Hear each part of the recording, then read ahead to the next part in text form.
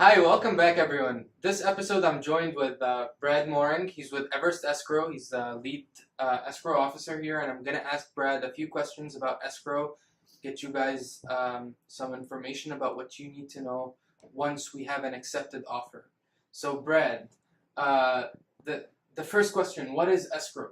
Escrow, we're actually kind of a clearinghouse for all the information that's coming through escrow.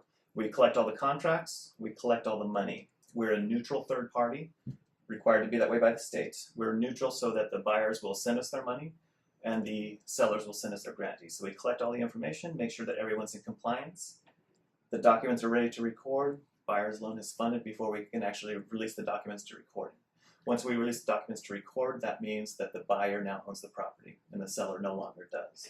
It's kind of what we do in a nutshell. Okay, so basically you interact with everyone within the transaction, collecting all the necessary paperwork and giving out all the information you need, holding on to the money until close transaction, and then you give the seller. Yep, we speak with buyers agents, sellers agents, homeowners association, loan officers, brokers, and pretty much anyone else that needs information through escrow. Okay, very good. Kind of a clearinghouse. We collect everything, we get all the information.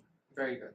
Now, first steps when we open escrow, what happens? The very first things that we need when we open escrow is we need an executed contract.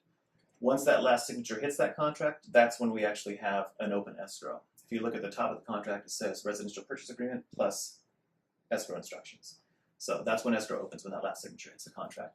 But we don't actually have a good contract until the buyer's deposit is placed in escrow. I'm talking about their earnest money deposit. Buyers have 3 days to get that money into escrow. Okay. Okay. What happens if they don't get the money into escrow on time? Or if they're out of compliance. They're out of compliance with the contract. They haven't done what they said they were going to do. So the sellers can move on and find another buyer. Yes. Okay. If you don't have money in escrow, then you don't have an escrow. It's really important. When we open escrow, you send your deposit on time. Now, you also send the buyers an opening packet. Can you talk to us a little bit about that?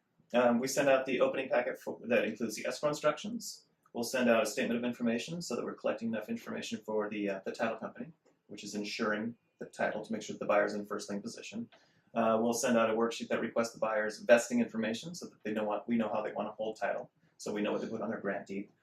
We ask who their fire insurance information is, who if they're going to be doing flood or earthquake or mostly fire insurance, homeowners insurance. Okay. Who their agent is. I think that's about it for now. Okay. And in general, on average, how long is an escrow? How long does it take for all this paperwork? Because it seems like a lot of stuff going on. Oh, it's a ton of stuff going on. On average, 30 days, 45 days. We've seen them as long as 60.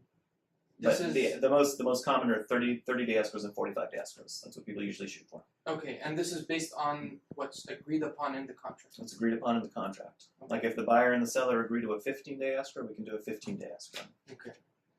You usually can't do a 15-day escrow with a loan, though. All right, thank you, Brad. Sure. Brad's information is going to come on the screen. If you guys have any questions or any further clarifications you'd like, please feel free to contact him. And if you have any questions for me, please feel free to contact me. I'll see you next time, and I hope this was helpful.